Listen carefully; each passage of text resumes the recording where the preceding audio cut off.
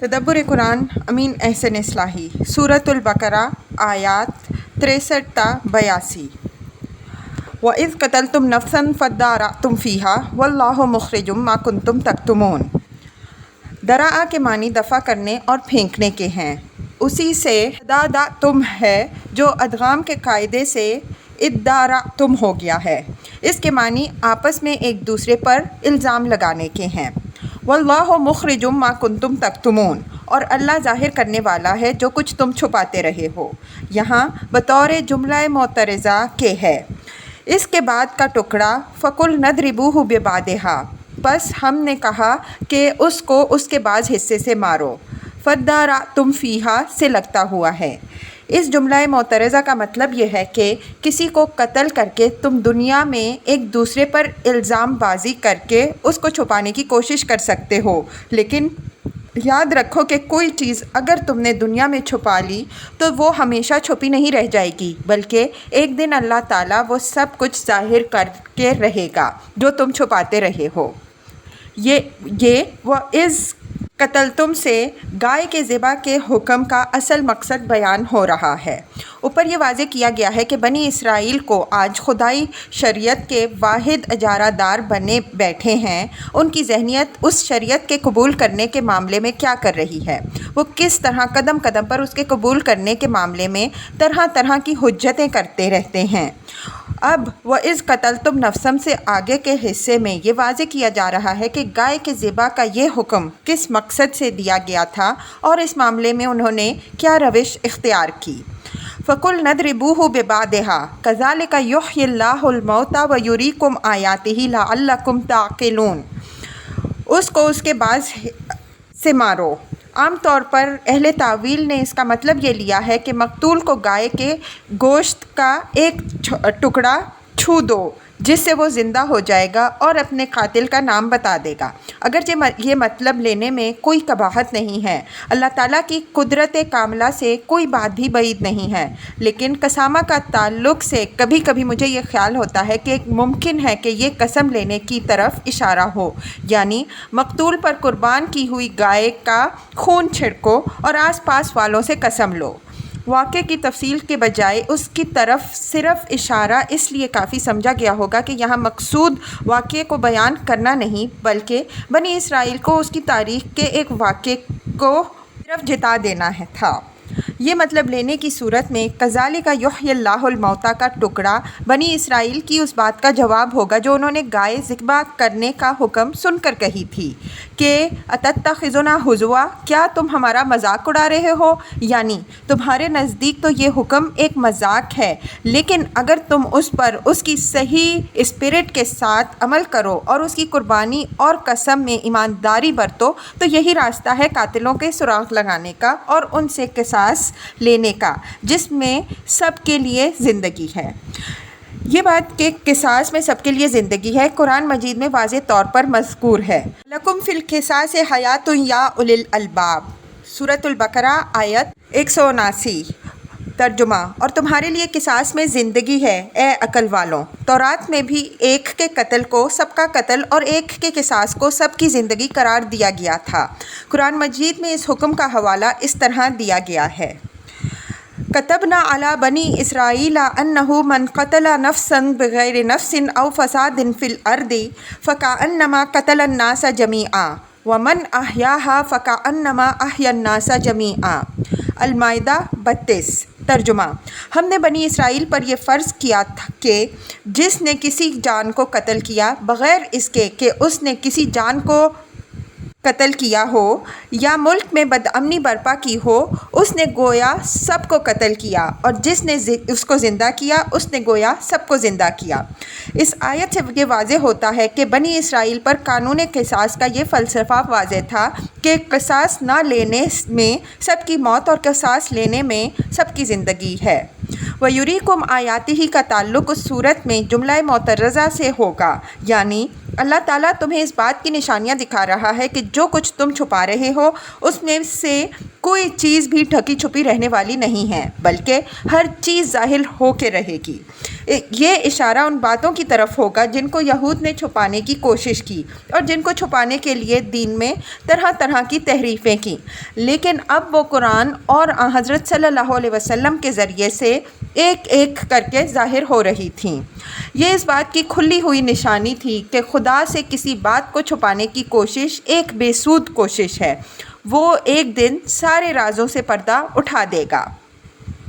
ثم قست قلوبکم من بعد ذلک فہی کالحجارۃ او اشد قسوۃ وان من الحجارۃ لما یتفجر منہ الانہار وان منها لما یشقق فیخرج منہ الماء وان منها لما یہبط من خشیۃ اللہ وما اللہ بغافل عما تعملون۔ پھر اس کے بعد تمہارے دل سخت ہو گئے۔ یہاں سما کا استعمال سے یہ بات نکلتی ہے کہ دین کے معاملے میں تمہاری اس قسم کی کٹ حجتیوں اور فرار پسندیوں کا یہ نتیجہ نکلا کہ تمہارے دل سخت ہو گئے۔ یہاں اگرچہ تصریح نہیں ہے، لیکن سیاق کلام دلیل ہے کہ بنی اسرائیل نے جس طرح گائے کے ذبح کے حکم کی تعمیل میں بہت سی حجتیں پیدا کیں، اسی طرح اس کے ذبح کے بعد بھی اس قربانی کا صحیح احترام ملحوظ نہیں رکھا، بلکہ جھوٹی قسمیں کھا کر قاتل کو چھپانے کی کوشش کی۔ کسی جرم کے ساتھ جب ہیلا بازی اور کٹ حجتی اور پھر مزید برآں ڈھٹائی اور جسارت بھی شامل ہو جائے تو ایسے مجرموں کے دل خدا کے قانون کے مطابق پتھر کی مانند سخت ہو جایا کرتے ہیں، جس کے بعد نیکی اور تقویٰ کی رویدگی کی صلاحیت ان کے اندر بالکل ہی ختم ہو جاتی ہے۔ فہی کالحجارۃ او اشد قسوۃ، پس وہ پتھر کے مانند ہو گئے یا پتھر سے بھی زیادہ سخت۔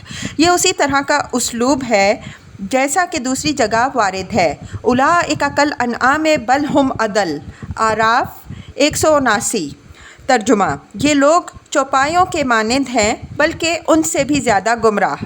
یہ محض مبالغہ کا ایک اسلوب بیان نہیں ہے بلکہ یکسر تعبیر حقیقت ہے۔ جمادات وغیرہ میں جو سختی ہوتی ہے، وہ سختی ان کو ان صلاحیتوں سے محروم نہیں کرتی جو قدرت کی طرف سے ان کے اندر ودیت ہوتی ہیں۔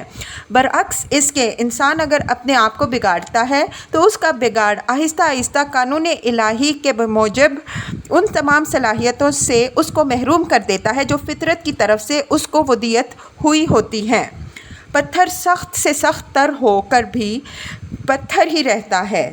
اس کی رگوں کے اندر پانی کی سوت جاری کرنے کی صلاحیت اگر قدرت نے رکھی ہوتی ہے تو اس کی سختی کے باوجود یہ چیز اس کے اندر باقی رہتی ہے۔ برعکس اس کے انسان کا دل اگر کسی اخلاقی بیماری کے سبب سے سخت ہو جائے تو اس کے دل کی تمام سوتیں بالکل خشک ہو جاتی ہیں۔ یہی وجہ ہے کہ بگڑے ہوئے انسان کے بگاڑ کا مقابلہ دنیا کی کوئی چیز بھی نہیں کر سکتی، اگرچہ وہ کتنی ہی بگڑی ہوئی کیوں نہ ہو۔ یہاں یہ جو فرمایا کہ پتھروں میں سے بعض ایسے ہوتے ہیں جن سے نہریں پھوٹ نکلتی ہیں، بعض ایسے ہوتے ہیں جو پھٹ جاتے ہیں اور ان سے پانی نکل پڑتا ہے، اور ان میں سے بعض ایسے بھی ہوتے ہیں جو خشیت الہی سے گر پڑتے ہیں۔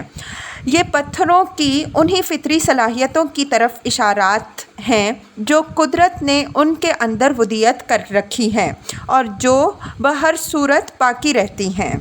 یہاں یہ بات ذہن میں رکھنے کی ہے کہ یہ محض کوئی شاعرانہ اسلوب بیان نہیں ہے جس کا واقعات کی دنیا سے کوئی تعلق نہ ہو، بلکہ یہ تلمیح ہے ان مشاہدات کی طرف جو صحرا کی زندگی میں خود بنی اسرائیل کی نگاہوں کے سامنے گزر چکے تھے۔ انہوں نے اپنی آنکھوں سے ایک چٹان سے اکٹھے 12 چشمے پھوٹتے اور طور کے ایک حصے کو تجلی الہی سے پاش پاش ہوتے دیکھا تھا، لیکن یہ سب کچھ دیکھنے کے بعد بھی ان کے اپنے دلوں کی سختی کا یہ حال رہا کہ وہ کسی نشانی کو بھی دیکھ کر نرم نہیں ہوتے تھے۔ پھر اس بات میں شبہ کرنے کی کہاں گنجائش رہی کہ ان کے دلوں کی سختی پتھروں اور چٹانوں کی سختی سے بھی بڑھی ہوئی تھی۔ وَمَا اللَّهُ بِغَافِلٍ عَمَّا تَعْمَلُونَ، اور اللہ اس سے بے خبر نہیں ہے جو تم کرتے ہو، یعنی اپنے شرف و تقدس، اپنی بڑائی اور بزرگی اور اپنی پاک دامنی کی حکایت تو وہ بڑھائے جس کے کارنامے ڈھکے چھپے ہوئے ہوں، اور اس کے سامنے بڑھائے جو بے خبر اور بے علم ہو۔ جو ہر بات سے باخبر ہو اس کے سامنے اس قسم کے ادعا اور غرور سے کیا حاصل۔ अफ़तत्मऊना अन युमिनु लकुम वक़द काना फ़रीक़ुम मिनहुम यस्मऊना कलाम अल्लाह सुम्मा युहर्रिफ़ूनहु मिन बाद मा अक़लूहु व हुम यअलमून। यहूद से ख़िताब के बीच में ये मुसलमानों की तरफ उसी तरह का इल्तिफ़ात है जिस तरह का इल्तिफ़ात आयात 6 ta 7 में हज़रत सल्लल्लाहु अलैहि वसल्लम की तरफ और आयात 21 ta 29 में बनी इस्माइल की तरफ गुज़रा है। इस इल्तिफ़ात के 2 मकसद हैं। एक तो मुसलमानों को ये इत्मीनान दिलाना कि वो बनी इसराइल की मुखालिफत से ना बद्दिल हों और ना उस पर मुताज्जिब हों कि ये पढ़े लिखे और दीन और शरीयत के आलिम लोग इस दावत की मुखालिफत कर रहे हैं। जिन लोगों के जहन ऐसे टेढ़े वाक़े हुए हैं कि एक बात को अपने नबी की ज़बान से सुनने और उसका मुद्दा वाज़े तौर पर समझ चुकने के बाद भी उसमें टेढ़ पैदा करते हैं और उसको उसके मंशा के बिल्कुल ख़िलाफ़ सिमत में मोड़ते रहे हैं, जैसा कि गाय की कुर्बानी के हुक्म के मामले में तुमने सुना। क्या ऐसे टेढ़े जहन के लोगों या उनकी तकलीद करने वालों से तुम ये तवक्को रखते हो कि वो तुम्हारी सीधी से सीधी बात भी सीधे तरीके से समझने की कोशिश करेंगे? दूसरा, मुसलमानों को उन यहूद की बात पसे पर्दा हरकत से आगाह करना ताकि जो सादा लौ मुसलमान उनके फ़रेबकाराना दावाए ईमान से धोखे में आकर उनसे हुस्न ज़न रखने लगे थे या उनसे रब्त ज़ब्त बढ़ाने की ख्वाहिशमंद थे, वो मुतनब्बे हो जाएं कि ये तमाम तर फ़रेबकारी है, उसमें सच्चाई का कोई शाइबा भी नहीं है। यस्माऊना कलाम अल्लाह सुम्मा युहर्रिफूनहु मिन बाद मा अक़लूहु। हर्फ शय अन वजही के मानी हैं किसी शय को उसके सही रुख से मोड़कर दूसरी सिमत में कर देना। इसी तरह हर्फुल कौल या हर्फुल कलाम है जिसके मानी हैं बात या कलाम के बदल देने के हैं। इस बदल देने की कई शक्लें हो सकती हैं। मसलन एक बात की दीदा व दानिस्ता ऐसी तावील कर दी जाए जो कायल के मंशा के बिल्कुल ख़िलाफ़ हो। किसी लफ्ज़ के तर्ज़ अदा और किरात में ऐसी तब्दीली कर दी जाए जो लफ्ज़ को कुछ न से कुछ बना दे। मसलन मरवा को बिगाड़कर मूरा या मरिया वग़ैरह कर दिया गया। किसी इबारत या कलाम में ऐसी कमी बेशी कर दी जाए जिससे उसका असल मुद्दा बिल्कुल ख़ब्त होकर रह जाए। मसलन हज़रत इब्राहीम अलैहिस्सलाम के हिजरत के वाक़े में यहूद ने इस तरह रद्दो बदल कर दिया कि खाना काबा से उनका कोई ताल्लुक़ साबित ना हो सके। किसी ज़ुमानी लफ्ज़ का वो तर्जुमा कर दिया जो सयाक़ व सबाक़ के बिल्कुल ख़िलाफ़ हो। मसलन इब्रानी के इब्न का तर्जुमा बेटा कर दिया, हालांकि उसके मानी बंदा और ग़ुलाम के भी आते हैं। एक बात का मफ़हूम बिल्कुल वाज़े हो लेकिन उसके मुताल्लिक़ ऐसे सवालात उठा दिए जाएं जो उस वाज़े बात को मुबहम बना देने वाले या उसको बिल्कुल मुख्तलिफ़ सिमत में डाल देने वाले हों। अहले किताब तहरीफ़ की उन तमाम किस्मों के मुर्तकिब हुए और कुरान ने उनको उन सब क्या मुजरिम गर्दाना है। मौका मौका के लिहाज से आगे इस किताब में हर एक की तफसील ज़रूरी दलाइल के साथ इंशाअल्लाह आएगी। यहाँ इजमाल के साथ सिर्फ़ इसकी मुख्तलिफ़ सूरतों को और इस बात को याद रखना चाहिए कि तहरीफ़ पर तहरीफ़ का इतलाक़ सिर्फ़ उसी सूरत में होता है जब वो दीना व दानिस्ता और समझ बूझ कर की जाए। कुरान मजीद में उसके साथ कैद लगाई है मिम बाद मा अक़लूहु व हुम यालमून, बाद इसके कि उन्होंने उसको समझ लिया और वो जानते थे कि वो तहरीफ़ कर रहे हैं। यही इल्म शऊर है जो दर हकीकत तहरीफ़ को एक संगीन जुर्म बनाता है और उस जुर्म की सज़ा में उस जुर्म के मुर्तकबीन अल्लाह ताला के बख्शे हुए नूर इल्म से यक कलम महरूम कर दिए जाते हैं। व इज़ा लक़ुल लज़ीना आमनू क़ालू आमन्ना व इज़ा खला बादुहुम इला बादिन क़ालू अतुहद्दिसूनहुम बिमा फ़तह अल्लाहु अलैकुम लियुहाज्जुकुम बिही इंदा रब्बिकुम अफ़ला ताक़िलून। और जब मुसलमान से मिलते हैं तो कहते हैं कि हम तो ईमान लाए, यानी दीन व ईमान के अजारादार तन्हा मुसलमान ही नहीं हैं, हम भी ईमान रखते हैं। इस कौल से उनका मतलब जैसा कि आयात 8 से 9 की तफसीर करते हुए हमने बयान कर चुके हैं, महज मुसलमानों को धोखा देना होता है। वो इस कौल के ज़ाहिर अल्फाज से मुसलमानों को फ़रेब देते थे ताकि मुसलमान उनके ऊपर एतमाद करने लगें। ख़ुद अपने जहन में वो उसका मतलब ये लेते थे कि वो अपने नबियों और अपने सहीफ़ों पर तो ईमान रखते हैं। ईमान और किस चीज़ को कहते हैं? कुरान ने यहाँ मुसलमानों को मुतनब्बा किया है कि वो उन लोगों के इस किस्म के کے پرفریب جملوں کے دام میں آ کر ان سے کچھ اچھی امیدیں نہ لگا بیٹھیں، اس لیے کہ ان کی خلوت اور جلوت کی باتوں میں بڑا فرق ہے۔ سامنے تو یہ آمنا کا دعویٰ کرتے ہیں، لیکن جب یہ اپنی خاص مجلسوں میں ہوتے ہیں تو وہاں آپس میں ایک دوسرے کا بڑی شدت سے محاسبہ کرتے ہیں۔ اگر اظہار رواداری کے جوش میں تمہارے سامنے ان میں سے کسی کی زبان سے غلطی سے کوئی ایسی بات نکل جاتی ہے جو اسلام کے حق میں ہوتی ہے تو یہ اپنی مجلسوں میں اس پر سختی سے گرفت کرتے ہیں کہ کیا تم مسلمانوں کے سامنے نبی آخر الزمان صلی اللہ علیہ وسلم اور اسلام سے متعلق وہ باتیں کھولتے ہو جو خدا نے اپنے صحیفوں کے ذریعے سے صرف تم پر کھولی ہیں، اور اس بات کا خیال نہیں کرتے کہ تمہارے انہی بیانات کو مسلمان قیامت کے دن تمہارے خلاف شہادت اور حجت کے طور پر پیش کر سکتے ہیں۔ نوٹ: اس موقع پر اسی سورت کی تفسیر آیات 8 تا 14 تدبر قرآن میں پڑھ لینی چاہیے۔ تھوڑے سے اختلاف کے ساتھ ایک ہی مضمون دونوں جگہ بیان ہوا ہے۔ اولا یعلمون ان اللہ یعلم ما یسرون وما یعلنون۔ یوں تو یہ ایک عام جملہ ہے، اللہ تعالیٰ ہر ظاہر و باطن کو جانتا ہے، لیکن یہاں موقع کلام اس بات کی طرف نہایت لطیف اشارہ کر رہا ہے کہ یہ لوگ مسلمانوں کے ساتھ دھوکہ بازی کرتے ہوئے اس بات پر غور نہیں کرتے کہ خدا ان کے اس آمنا کی حقیقت سے بھی اچھی طرح واقف ہے جس کو وہ ظاہر کرتے ہیں، اور ان کی خاص مجلسوں میں آپس میں ایک دوسرے کو مسلمانوں کے سامنے افشائے راز پر جو سرزنشیں اور ملامتیں ہوتی ہیں ان کو بھی وہ خوب جانتا ہے۔ مطلب یہ ہے کہ یہ احمق لوگ مسلمانوں کے سامنے تو اپنے آپ کو ظاہرداری کے اس لبادہ میں چھپا سکتے ہیں، لیکن اس خدا سے انہوں نے اپنے آپ کو چھپانے کی کیا تدبیر سوچی ہے جو ان کی خلوت و جلوت ہر جگہ موجود ہے اور جس پر ظاہر و خفی سب کچھ روشن ہے۔ وَمِنْهُمْ أُمِّيُّونَ لَا يَعْلَمُونَ الْكِتَابَ إِلَّا أَمَانِيَّ وَإِنْهُمْ إِلَّا يَظُنُّونَ۔ امیون امی کی جمع ہے جس کے معنی تحریر و کتابت اور مدرسی تعلیم سے ناواقف کے ہیں۔ اس سے مراد یہاں یہود کے ان پڑھ عوام ہیں۔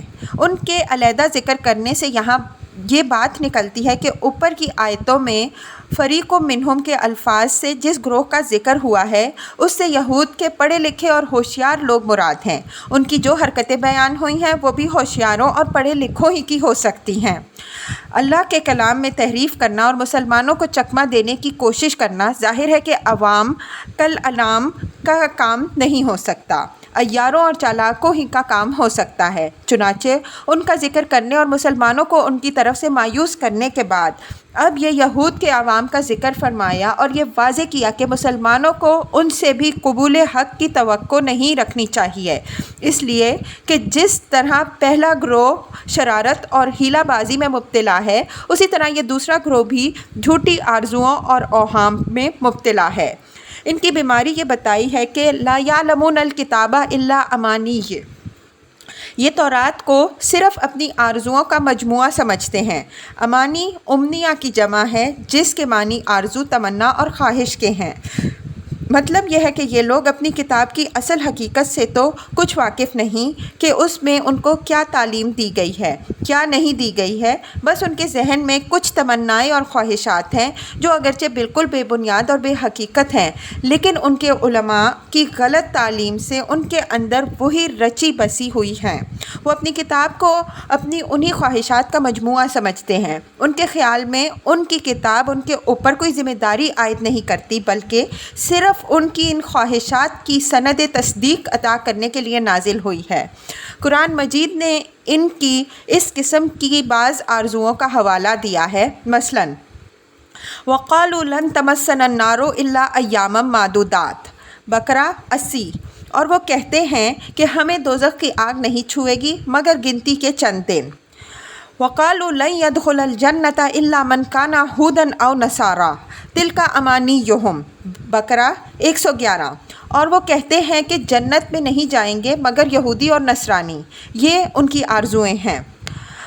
قُلْ إِنْ كَانَتْ لَكُمُ الدَّارُ الْآخِرَةُ عِنْدَ اللَّهِ خَالِصَةً مِّن دُونِ النَّاسِ فَتَمَنَّوُا الْمَوْتَ إِن كُنتُمْ صَادِقِينَ، بقرہ 94۔ کہہ دو کہ اگر آخرت کی کامیابیاں اللہ کے نزدیک دوسروں کے مقابل میں تمہارے ہی لیے مخصوص ہیں تو موت کی تمنا کرو اگر تم سچے ہو۔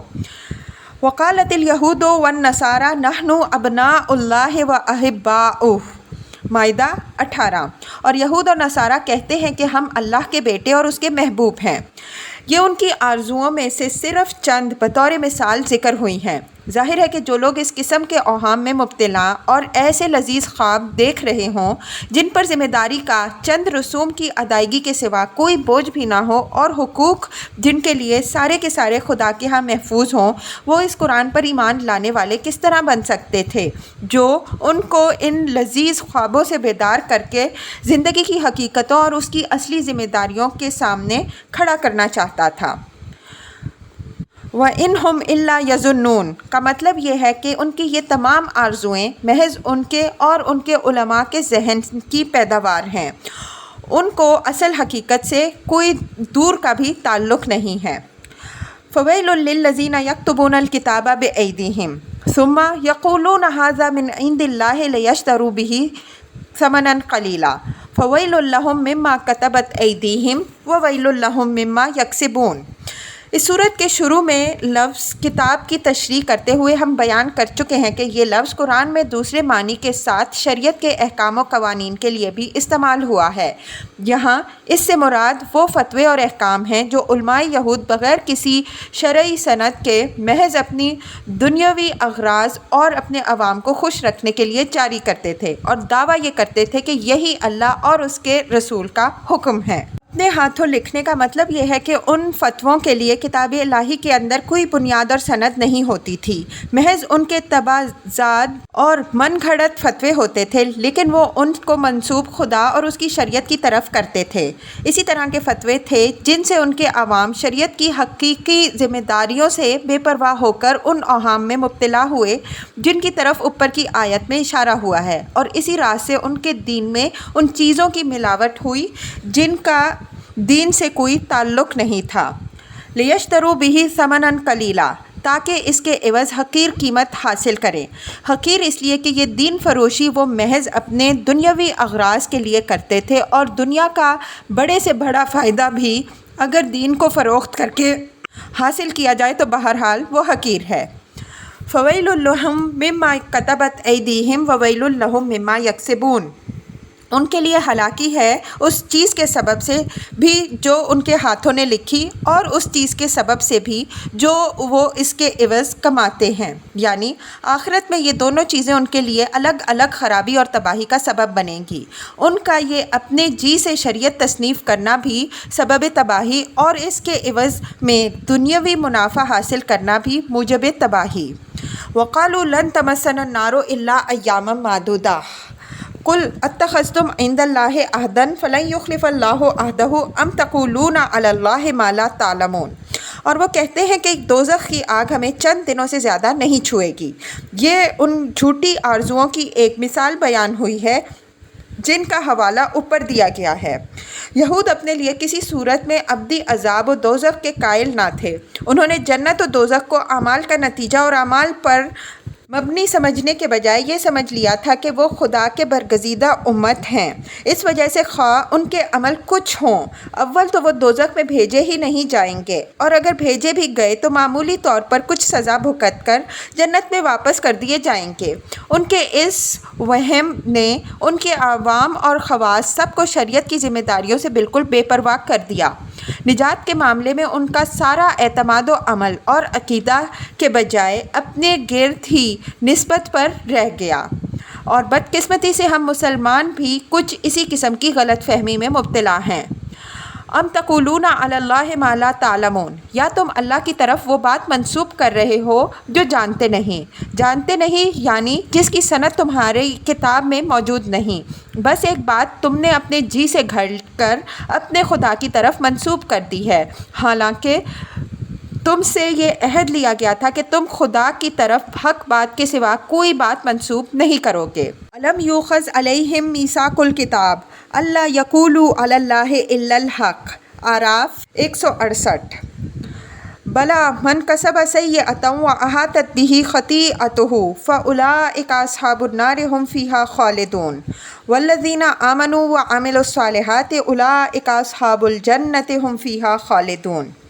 یہ یہود کے اس واہمے کی تردید ہے جس کا ذکر اوپر گزرا، یعنی جنت اور دوزخ کا تعلق خاندانی اور گروہی نسبتوں سے نہیں بلکہ تمام تر عمل سے ہے۔ جو شخص کسی برائی کا ارتکاب کرے اور وہ برائی اس کو اپنے گھیرے میں لے لے تو اس کے لیے خلود فی النار ہے، خواہ اس کا تعلق کسی گروہ سے ہو۔ برعکس اس کے جو شخص ایمان اور عمل صالح کی روش پر قائم رہے اس کے لیے خلود فی الجنہ ہے، خواہ اس کا تعلق کسی خاندان سے ہو۔ جس طرح اس سورت کے پہلے سلسلہ بیان کے خاتمے پر ان الذین آمنوا والذین ہادوا الی الآیہ والی آیت وارد ہوئی تھی، اسی طرح اس دوسرے سلسلہ بیان کے خاتمے پر یہ بلا من کسب الی الآیہ والی آیت وارد ہوئی ہے۔ ان دونوں آیتوں کا موقع اور مقصد بالکل یکساں ہے، اس وجہ سے ان دونوں کو ایک دوسرے کی روشنی میں سمجھنے کی کوشش کرنی چاہیے۔ آگے مناسب مقام پر اس کی مزید شرح آئے گی۔